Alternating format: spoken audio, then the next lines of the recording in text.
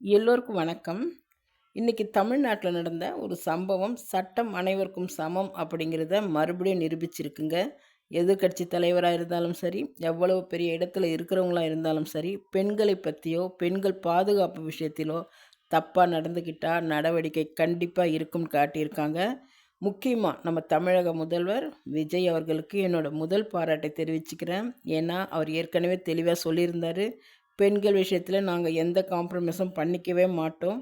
பெண்களுக்கு எதிராக யார் செயல்பட்டாலும் உடனே கடுமையான நடவடிக்கை இருக்கும் அப்படின்னு சொன்னதை வார்த்தையாக மட்டும் நிறுத்தாமல், இன்னைக்கு உதயநிதி ஸ்டாலின் அவர்கள் மேலே தயவு தாட்சணம் பார்க்காம எடுத்திருக்கிற இந்த நடவடிக்கை உண்மையிலே ரொம்ப வரவேற்கத்தக்கது.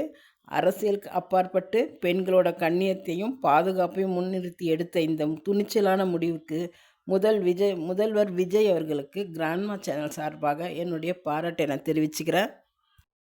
அடுத்ததாக நாம் பார்க்க வேண்டிய மிக முக்கியமான சம்பவம் இன்னைக்கு காலையில் நடந்த அந்த கைது நடவடிக்கை தான்.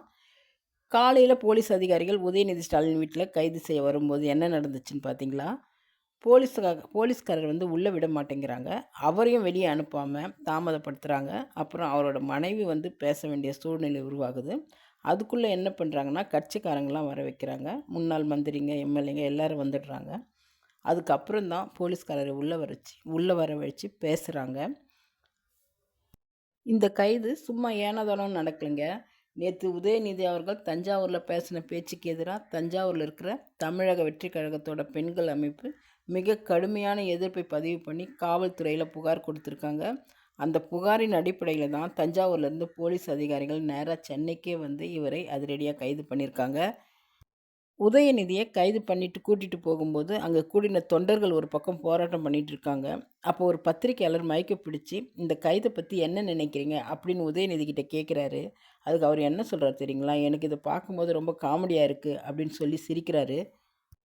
இங்கே தான் எனக்கு ஒரு கேள்வி கேட்க தோணுது. ஒரு பெண்ணை பற்றி அவ்வளவு தரைக்குறைவாக கேவலமாக பேசுனதுக்காக தான் உங்கள் மேலே வழக்கு வந்திருக்கு.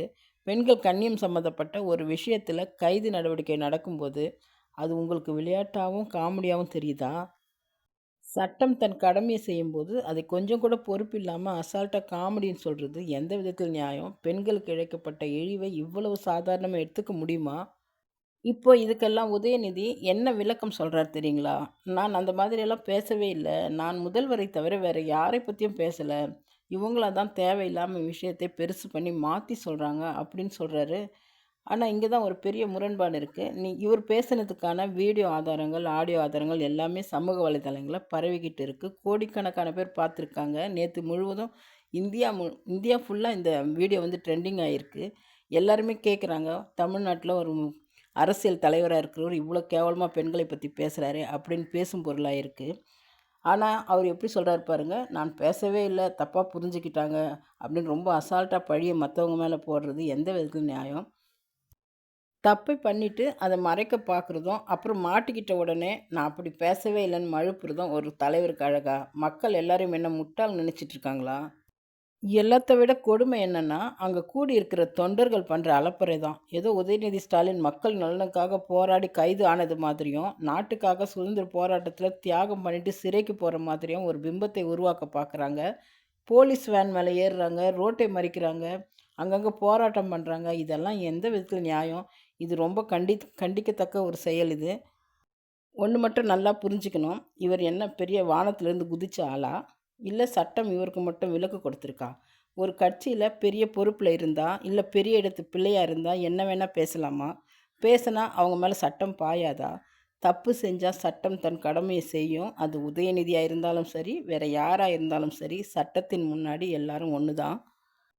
ஒரு பெண்ணை பற்றி தவறாக பேசிட்டு கைது ஆகும்போது அதை ஏதோ தியாகம் மாதிரி கொண்டாடுறதும், சட்டம் ஒழுங்கை சீர்குலைக்கிற மாதிரி ஆர்ப்பாட்டம் பண்ணுறதும் முற்றிலும் தவறு.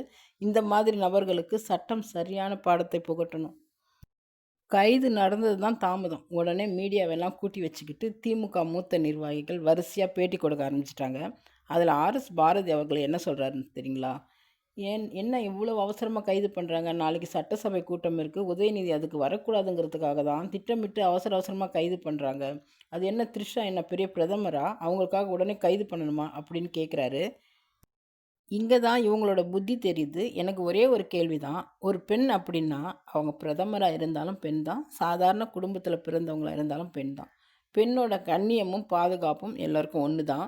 பெண்களுக்கு ஒரு இழிவு நடக்கும்போது, பாதிக்கப்பட்ட பெண் என்ன பெரிய பிரதமரான்னு கேட்கறது எந்த விதத்தில நியாயம்? அப்போ சாதாரண பெண்களுக்கு பாதுகாப்பு தேவையில்லையா?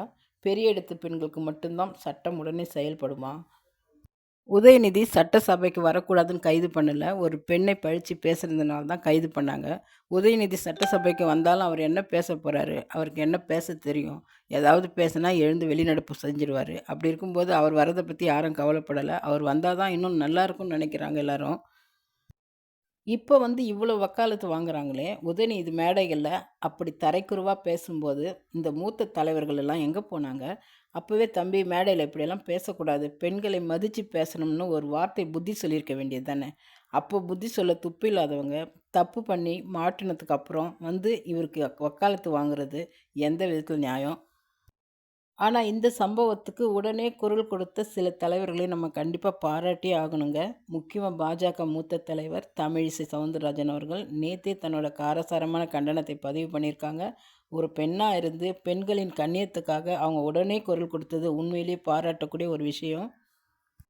அதே மாதிரி அண்ணாமலை அவர்களும் இதுக்கு கடும் கண்டனம் தெரிவிச்சிருக்காரு. அவரு 2 வார்த்தை சொன்னாலும் நறுக்குன்னு சவுக்கால அடிச்ச மாதிரி புட்டு புட்டு வச்சிருக்காரு. நேத்து வைகை ஆத்தை சுத்தம் பண்ண போயிருக்கும்போது, வைகை ஆற்றில இவ்வளோ அழுக்கா அப்படின்னு நெனச்சேன். உதயநிதியின் இந்த பேச்ச கேட்குற வரைக்கும் அப்படின்னு சொல்லியிருக்காரு. இத வந்து சவுக்காலயே 100 முறை அடிச்ச மாதிரி இருக்கும் அவருடைய இந்த வார்த்தை. அடுத்ததா நாம பார்க்க வேண்டிய மிக முக்கியமான விஷயம். பாமக தலைவர் அன்புமணி ராமதாஸ் அவரோட பேச்சு. அவரும் உதயநிதி ஸ்டாலினோட இந்த தரைக்குறைவான பேச்சுக்கு கண்டனம் தெரிவிச்சிருக்காரு. ஆனா, கூடவே ஒரு விஷயம் சொல்றாரு. உதயநிதி பேசினது கண்டிக்கத்தக்கது தான். ஆனா, அதுக்காக இவ்வளவு அவசரமா கைது பண்ணியிருக்க தேவையில்லை. வழக்கு மட்டும் போட்டிருக்கலாம் அப்படின்னு சொல்றாரு. நாம எதை நோக்கி போய்க்கிட்டு இருக்கோம்னு கொஞ்சம் யோசிச்சு பார்த்தீங்களா? தமிழ்நாட்டோட வாழ்வாதாரமான காவிரி நீருக்காக விவசாயிகள் போராடுறாங்க, ஆர்ப்பாட்டம் பண்றாங்க. ஆனா, காவிரி நீருக்காக கூட்டப்பட்ட கூட்டம் கடைசியில எப்படி திசை மாறி வேற எதையோ நோக்கி போயிருக்கு பார்த்தீங்களா? நமக்கு வர வேண்டிய உரிமையான தண்ணீருக்காக நாம போராடும்போது, அதை விட்டுட்டு மேடையில தேவையில்லாத விஷயங்கள பேசி, அரசியல பேசி திசை திருப்புனா, நம்மள பத்தி பக்கத்து மாநிலமான கர்நாடகாரங்க என்ன நினைப்பாங்க? இவங்களுக்கு காவிரி நீர் முக்கியம் இல்ல, அரசியல் தான் முக்கியம்னு கேவலமா நினைக்க மாட்டாங்களா? விவசாயிகளோட உண்மையான வேதனையும், போராட்டத்தையும் கொச்சைப்படுத்துற மாதிரி, இப்படி தலைப்பு மாறி பேசுறது நல்லாவா இருக்கு? உதயநிதிய கைது பண்ண உடனே கோர்ட்டுக்கு ஓடிட்டாங்க. கோர்ட்ல போயிட்டு ஜாமீன் கேட்குறாங்க. கைது பண்ணதுனால முன்ஜாமீன் கொடுக்க முடியாது. வேணும்னா, இனிமேல் வந்து அவர விட்டுட சொல்றேன் அப்படின்னு சொல்லி, அவர வந்து விசாரணை முடிஞ்சு உடனே வீட்டுக்கு அனுப்ப சொல்லியிருக்காங்க. கோர்ட்ல சொல்லியிருக்காங்க. இன்னைக்கே விசாரணைய முடிச்சுட்டு அவர அனுப்பிடுங்க அப்படின்னு சொல்லியிருக்காங்க. போலீஸ் தரப்புலயும் அத தான் சொல்லியிருக்காங்க. நாங்க விசாரணைக்காக தான் கூட்டிட்டு போனோம். அவர ரிமாண்ட் பண்ண கூட்டிட்டு போலன்னு சொல்லியிருக்காங்க. அதனால முடிஞ்ச அளவுக்கு உதயநிதி இன்னைக்கே வந்துருவாரு. அதுக்குள்ள இவ்வளவு ஆர்ப்பாட்டம், இவ்வளோ அமர்க்களம் பண்றாங்க. இவங்க ஆட்சியில எத்தன பேர் மேல பொய் வழக்கெல்லாம் போட்டு எவ்வளோ பேர் கஷ்டப்பட்டாங்க. அதெல்லாம் இவங்க வந்து நெனச்சு பார்ப்பாங்களா? இவங்களுக்குன்னா ஒரு நியாயம், மத்தவங்களுக்குன்னா ஒரு நியாயமா? இவங்கெல்லாம் திருந்துவாங்களா? திருந்த மாட்டாங்களான்னு தெரியல. இந்த வீடியோவ பத்தி உங்களோட கருத்துக்கள கமெண்ட் பண்ணுங்க. பிடிச்சிருந்தா லைக் பண்ணுங்க. மறக்காம சப்ஸ்கிரைப் பண்ணுங்க. நன்றி, வணக்கம்.